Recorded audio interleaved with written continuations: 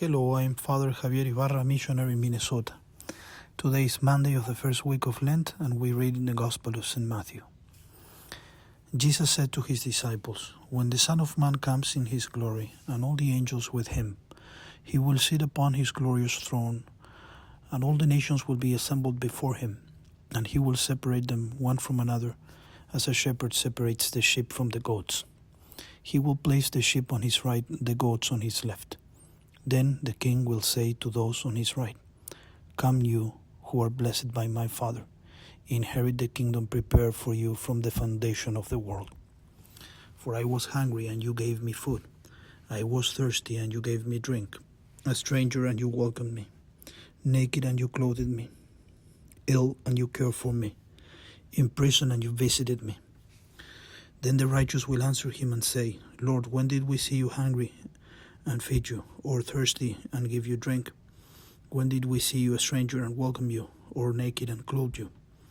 When did we see you ill or in prison and visit you?' And the king will say to them in reply, 'Amen, I say to you, whatever you did for one of these least brothers of mine, you did for me.' Then he will say to those on his left, 'Depart from me, you accursed, into the eternal fire prepared for the devil and his angels. For I was hungry, and you gave me no food. I was thirsty, and you gave me no drink. A stranger, and you gave me no welcome. Naked, and you gave me no clothing. Ill and in prison, and you did not care for me.'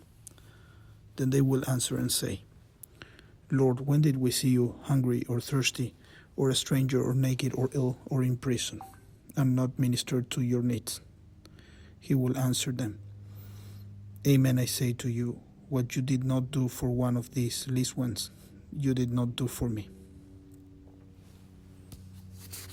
And this will go off to eternal punishment, but the righteous to eternal life." The Gospel of the Lord. Praise to you, Lord Jesus Christ. Saint Teresa of Calcutta said, "At the end of our lives, we will not be judged by how many diplomas we have received, how much money we have made, or how many great things we have done. We will be judged by, 'I was hungry, and you gave me to eat. I was naked, and you clothed me.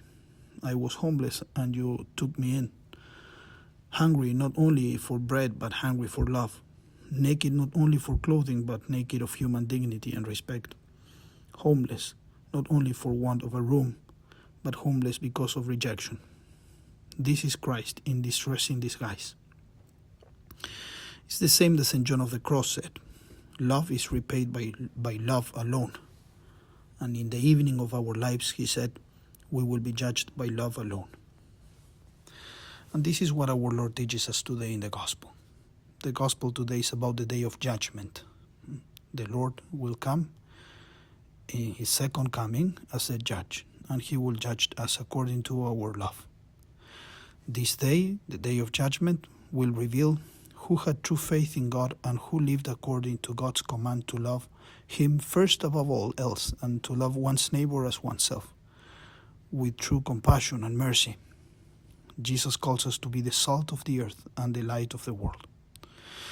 From this gospel, we also learn that God will judge us not only for the wrong we have done, but also for what we have failed to do. Now is the time of God's mercy, for seeking his help and grace to turn away from sin and to walk in his way of love. We can love freely, generously, and unconditionally because God has already poured his love into our hearts through the gift and working of his Holy Spirit. The works of mercy are the manifestation of our love of God. Not only a manifestation of our love, but the practice of charity is mandatory. It's a command. It is not just a counsel, but an obligation, a necessary condition. Under the light of charity, under the light of these works described by Jesus in the Gospel, we will be judged. St. Gregory said, "Do you suppose that charity is not an obligation, but only voluntary? That is not a law, but merely a counsel? I should like it to be so too, and would gladly think so. But God's left hand gives me cause for alarm. the place where he has set the goats to whom he addresses his reproaches, not because they stole, plundered, committed adultery, or perpetrated other such faults, but because they did not honor Christ in the person of his poor. As the Lord of all desires mercy and not sacrifice, and as a compassion is better than tens of thousands of fat rams, let us offer him this mercy through the needy and those who are at present cast down to the ground. Let us do this so that when we depart, they may welcome us into the eternal habitations.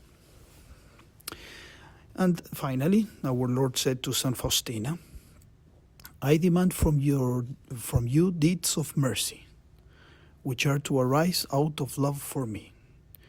You are to show mercy to your neighbors always and everywhere.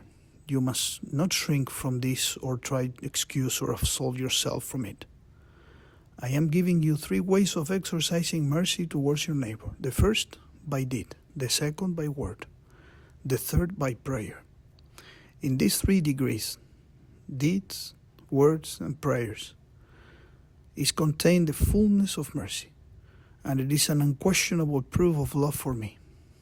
By this means, a soul glorifies and pays reverence to my mercy. Let us ask the Lord through our Mother, the Blessed Virgin Mary, that we can fill our lives with works of mercy, so that we can hear from the Lord at the end of our lives. Come you who are blessed by my Father, inherit the kingdom prepared for you from the creation of the world.